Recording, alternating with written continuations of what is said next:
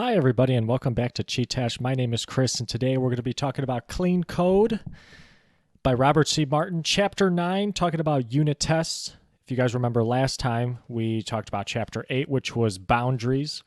And the main summary from that chapter was keeping things at a boundary. So what was meant by that was any implementation of third-party code should be, quote-unquote, kept at a boundary. So you shouldn't implement that code like directly into your production code. What you should do is make your own classes and interfaces that then implement the third-party code that then you can manipulate in such a fashion so that then you use your own customized classes and interfaces to your own liking, and they provide the same function as the third-party code that you're bringing in. So for example, we use the example of hash map, right? Or a map interface from the java.util package.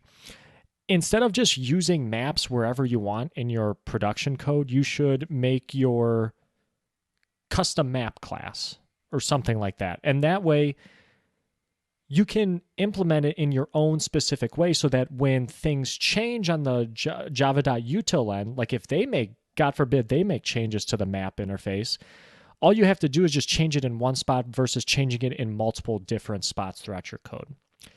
So that was the main advantage of keeping things at a boundary. We talked about using third-party code, the best practices with using that, writing unit tests for that actually.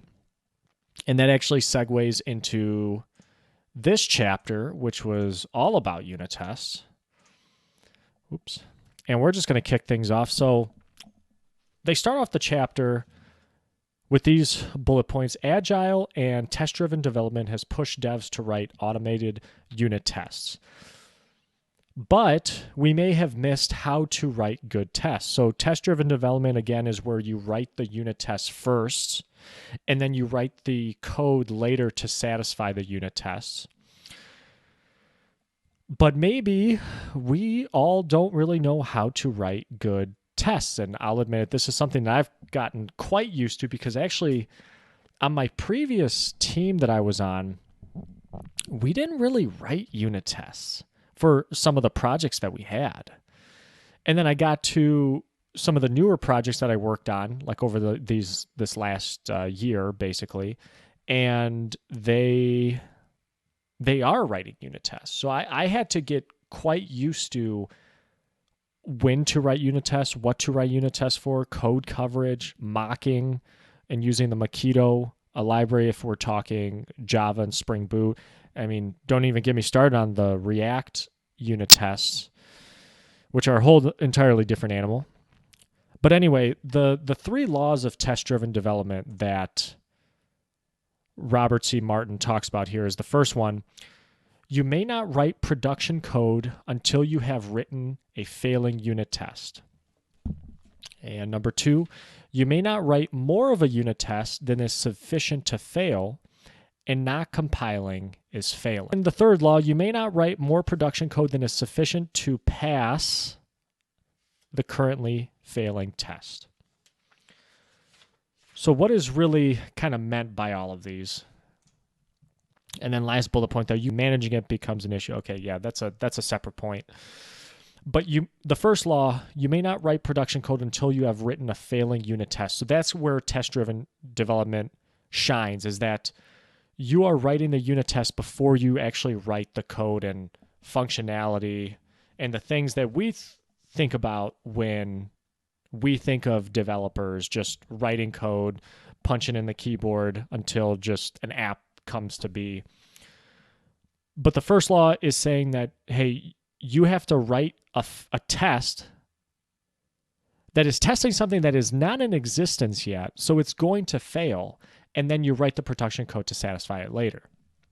Second one, you may not write more of a unit test than is sufficient to fail, and not compiling is failing. So I think what Uncle Bob means in this one is that your unit tests should be so specific, they should really test just like one thing. And we're going to talk about that a little bit later too. That you shouldn't write more inside of a test than what is sufficient, so that things don't get complicated. And yes, sure, you could have a very complicated test and it's going to fail, right? But I think what Uncle Bob would rather have us do, and I think the better practice is to, instead of having one test multiple different things, break that test up into multiple different tests. Kind of like what we would do when we talked about earlier in the book. And if you had functions that multiple things were going on inside of the function, and then you abstract the different different behaviors in that function out into their own functions. Kind of similar here. And then the third law, you may not write more production code than is sufficient to pass the current failing test. So that's basically meaning, hey, don't get ahead of yourself. As soon as you make the current failing test pass, then you don't need to write any more production code, because now your job is to write the next test, which will fail. And then you write more production code after that to satisfy that next failing test. And then that last bullet point that I have there, you end up writing so many tests that it becomes hard to manage those. And that becomes even a separate issue later on. But what about keeping tests clean? So clean tests. So is having dirty tests better than having no tests at all? But what do we mean by dirty? So dirty can mean that various things that we've talked about in earlier parts of this book, variables may not be well named, test functions are long, blandly named, there's no thoughtful partition among the test code, tests are just have random names that take a while for you to understand what the test is actually trying to test out, and the tests have multiple things that they're checking within that test. All of these could mean that the test is dirty. So is it better to have dirty tests or just no tests at all? And Uncle Bob says the dirtier the tests, the harder they are to change, because it's going to be harder for you to, I guess, one, try to comprehend and understand what they're trying to do within the test, but then also two, those tests could have so many different dependencies on other tests potentially that when you change one, you're going to have to change multiple from there because they're so tightly coupled. And it ends up being just a huge web of issues that you could run into. So as the production code changes, tests will have to get updated. And that's actually why we write the tests, is because when the production code changes and then we build the project, we see what tests are failing. Oh, okay, functionality has changed. We should change these tests to match up with the functionality. And I do that a lot on my current project. When I introduce new code and I run all the unit tests, I'll see, okay, one failed. Why did it fail? It failed because I made this change, and I got to update it now to reflect the change. So if there's a mess in the tests, if the tests are dirty, it's going to make this harder to do, which is going to make you apprehensive to even make changes into your production code, right? Because the reason the tests are failing, the reason then your project can't build in your pipeline is because you just made this change to the production code, right? So you don't want that. You want the project to build. So maybe you're going to be apprehensive to introduce this change because, hey, at least the project's going to build, right? You guys see what I'm saying? Changes in one part of the code could affect other areas. We kind of just mentioned that. And as the last bullet point says right there, test code is just as important as production code, because we need to make sure that what the intentions of our code are actually doing what we say they are doing. And unit tests help with that. End-to-end tests, integration tests, they for sure help with that. And I think Uncle Bob here said that it's actually better just to not have any tests at all. I think that's what he ends up saying in this chapter. The moral of the story is simple. Test code is just as important as production code. It is not a second-class citizen. It requires thought, design, and care. It must be kept as clean as production code.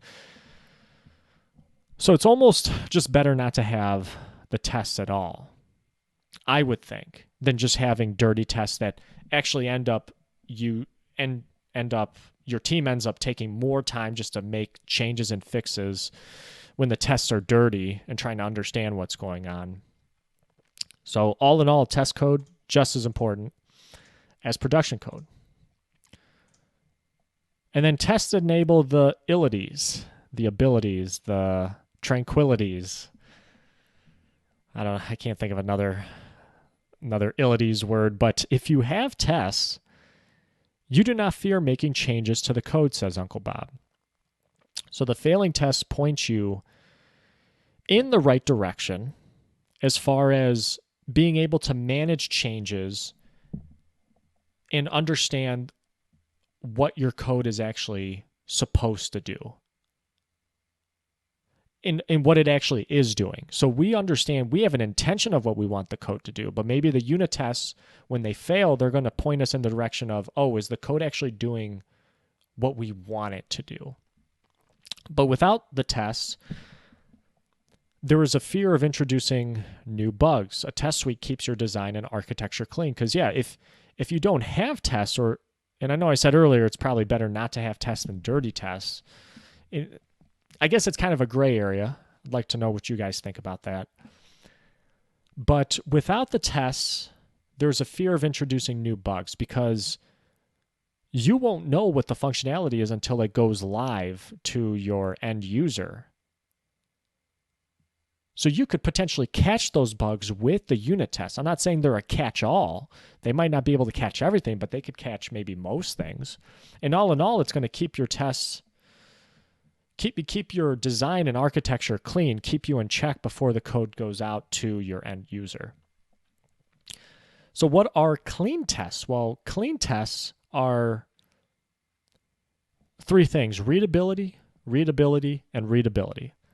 This is what Uncle Bob says makes a clean test. They are clear, they're simple, and there's a density of expression. So they do what they say they do. They test what they say they're going to test. And you can find that out just by how the test is named. And they're very clear, they're simple, they're easy to follow. And this clarity and the simplicity, Uncle Bob says, is more important in the test than actually in the production code. Now, what about bad tests?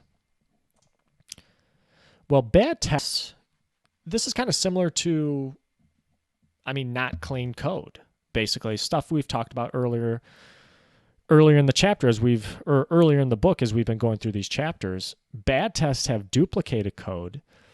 They have repeated calls, and they have interferences with the expressiveness of the test. They're not very well named, and bad tests might depend on how other tests run, so they're tightly coupled. So if one test fails, your other test is going to fail, and potentially you have a lot of tests failing just based on one test failing up above. So how do we mitigate this? How can we create cleaner tests? And Uncle Bob talks about this build, operate, check method for making tests cleaner. So build, operate, check. You split it up into those three parts. So you build up test data, you operate on the test data, and then you check the test data using assertions to make sure the behavior is expected. It's a very simple three-step process that I think a lot of people know about, but maybe a lot of people don't know about the other things about what makes a bad test. Because, yeah, you could still build, operate, and check, but you could still have duplicated code, you could still have repeated calls, and you could still have poorly named tests that are tightly coupled with other tests. But in general, if you follow the build, operate, check method, you're going to have a decently clean test. You're going to get right to the point, as that final bullet point there says. So, Uncle Bob advocates for building a domain-specific testing language. This is him writing in the book, rather than using the APIs that programmers use to manipulate the system, we build up a set of functions and utilities that make use of those APIs and that make the tests more convenient to write and easier to read. These can be functions, variables, I guess, what have you. So here I have an example. Let's first go on the left. Building domain-specific testing language on the left here is building a set of functions and utilities specific for the test. Okay, that's kind of what I just read from the book, and that these are going to help those who write more tests in the future, and it provides readability.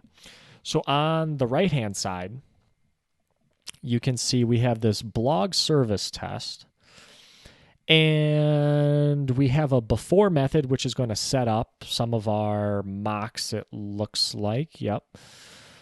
And then we have this test here, which is called given valid blog data when create and publish blog post, then blog post is published. Sorry, I got kind of cut off there.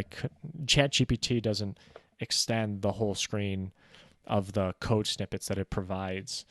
So sorry about that, guys. But here you have the build, operate, and then the check.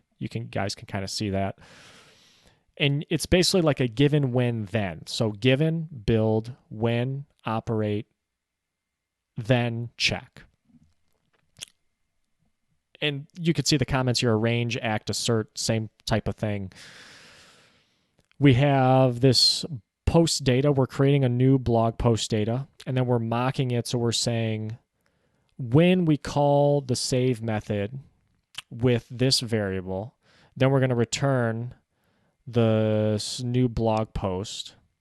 So then when we actually act on it, we operate on it, we assign it to this variable, and then we can check that variable has the same title, the same content, the same author as the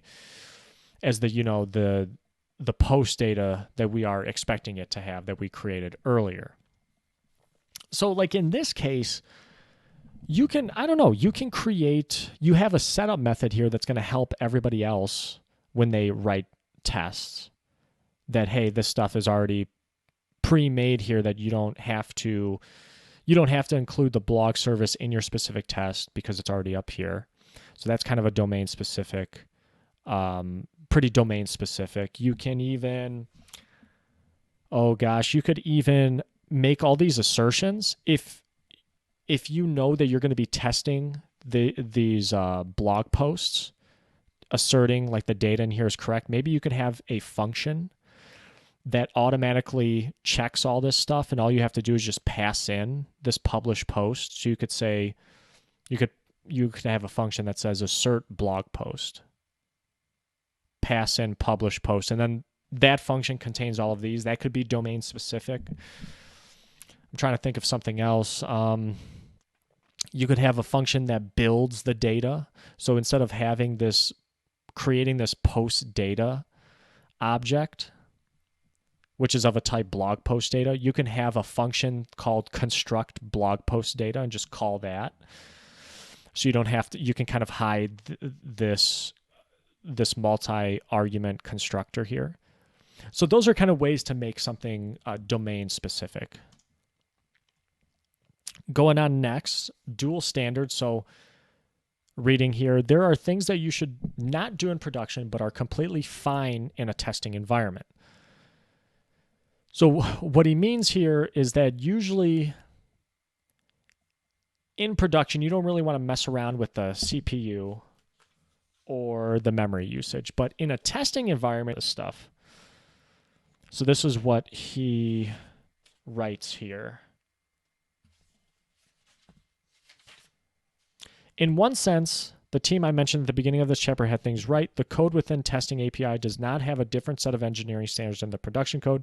It must still be simple, succinct, and expressive, but it need not be as efficient as production code. After all, it runs in a test environment, not a production environment, and these two environments have very different needs. So what he's saying here is that there's some rules you can break in the testing environment, but you still shouldn't break in the production environment. And he's saying here, usually they have to do with the CPU usage, the memory usage, etc. And he gave an example, a pretty good example in the book. Yeah, he gave a pretty good example of the book on how, like in one test, he was using like a string buffer, but he said it's cool to use that in a test environment. He probably wouldn't use it in a production environment because he says string buffers are kind of ugly. They're, I don't know if he says they were slow. I will avoid them if the cost is small, etc., etc. But yeah, there's all in all to say it's a testing environment. It's your playground. And you can get away with doing things in a testing environment, but still adhere to clean code standards. But as far as other things, maybe instead of defining, you know how earlier we were talking about keeping things at a boundary? Well, maybe you can just directly use a map in your, well, no, maybe you still shouldn't do that. It would still probably be a good idea to keep things at a boundary in your tests. But all in all, just to say, you can do some things in tests that you still shouldn't do in production. And what do I have here? I'm wondering if this was a place where I'm doing that. Oh, okay, I think it is. On the left-hand side, so it's the same test. It's the same test. The test on the left looks way better. We have an assert. We have a result.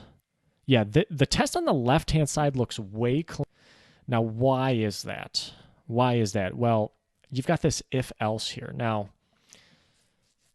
I think that this probably is doing a little too much, to be honest. I don't think you need this if-else here. You can just replace it with the assert equals. And this is, the test on the left looks way cleaner than introducing this conditional branching. I think that's why I put this example here. It's the one on the, you can see how the one on the left is way cleaner than the one on the right. Just introducing this if-else is doing way too much, and it's essentially trying to test out the same thing that the assert equals is, but in just much fewer lines. And it's way more readable. Next up, one assert per test. So, tests coming to quick conclusions, very good thing.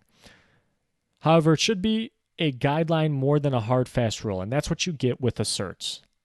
Boom. You have one assert, your test is checking one thing, and then it's just moving forward. Right? But it's not, it's kind of funny. When I was reading this, kind of reminded me of the movie Pirates of the Caribbean, where he says, like, the pirate codes, like, well, they're not really laws, they're more like guidelines. Right, and it's kind of funny. That's what Uncle Bob seems like he's saying here.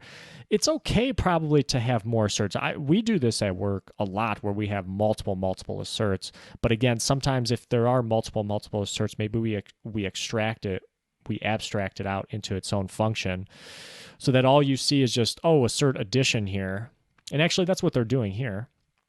You assert addition 523, and then it hides the actual implementation. Oops, sorry guys. Of the assert equals here. So it looks a little bit, way cleaner than just writing, oh, assert equals like this whole line here 3 times down there. You could always break up tests that have multiple assertion statements. So that's true.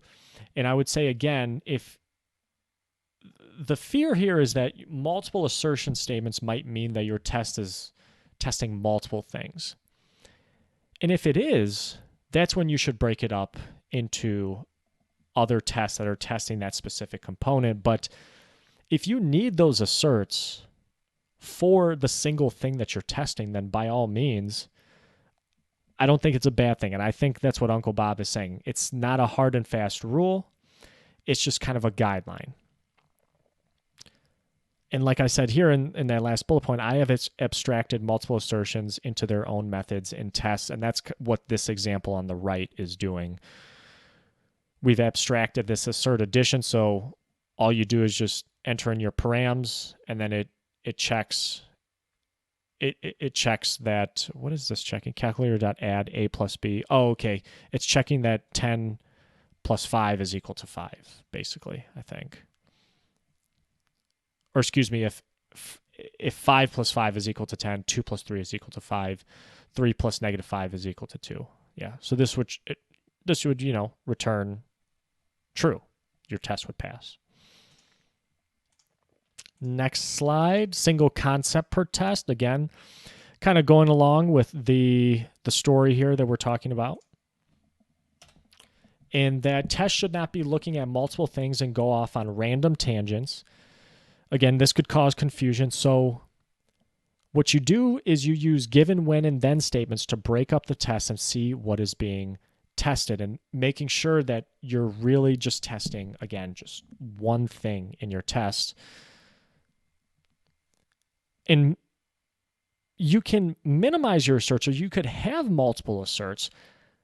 Again, that's not a hard and fast rule like we looked at on the previous slide, but a good hard and fast rule that you should follow is only to test one concept in your test. So you can have multiple assertions. Again, it's probably better to have just one, but it's okay to have more. And that's okay as long as your tests are just testing one concept.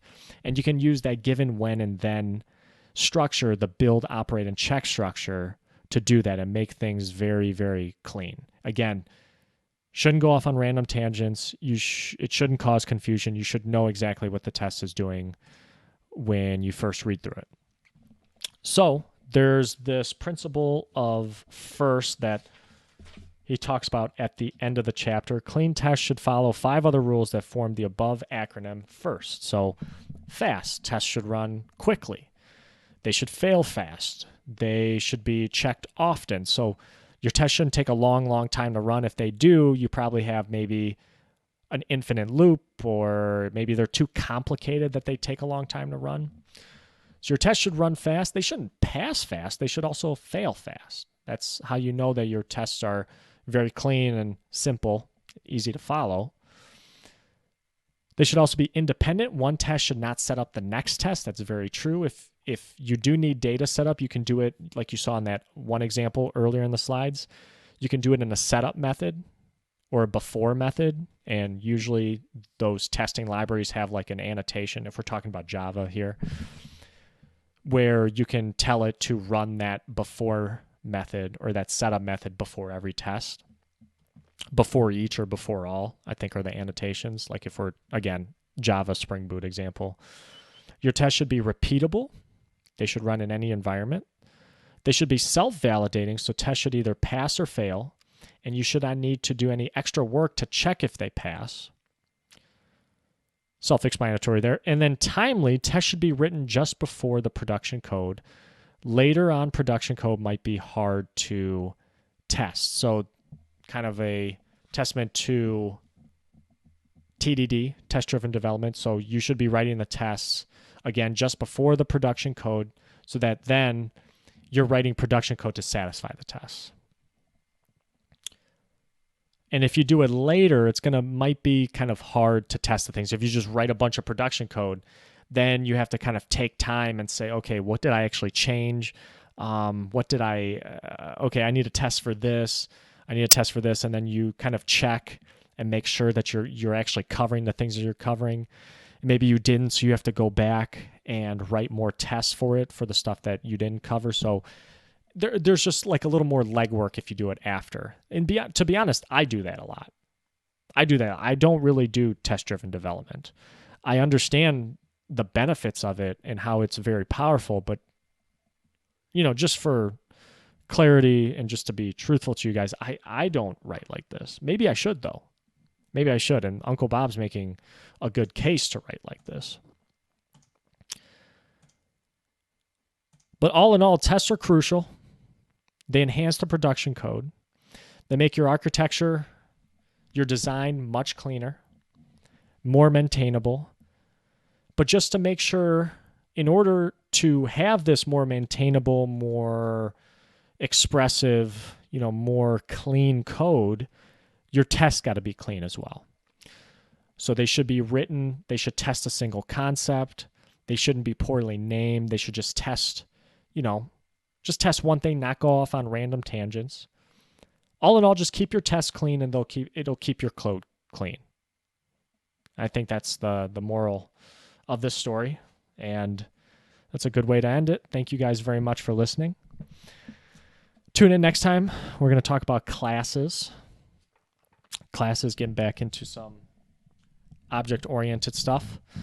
Check out, I had an interview drop with Miss Patty Smith, author, wrote a book about beer. It was a very fun conversation. We talked a lot about beer. I don't drink beer personally, not really anymore, but it was cool. Learned a lot about lagers and ales and stouts and pilsners and all kinds of stuff that I didn't know about. So yeah, tune in for more interviews. Got some fun ones coming up, and thank you guys very much for listening. My name is Chris. This has been Chee-Tash. Take care, everybody.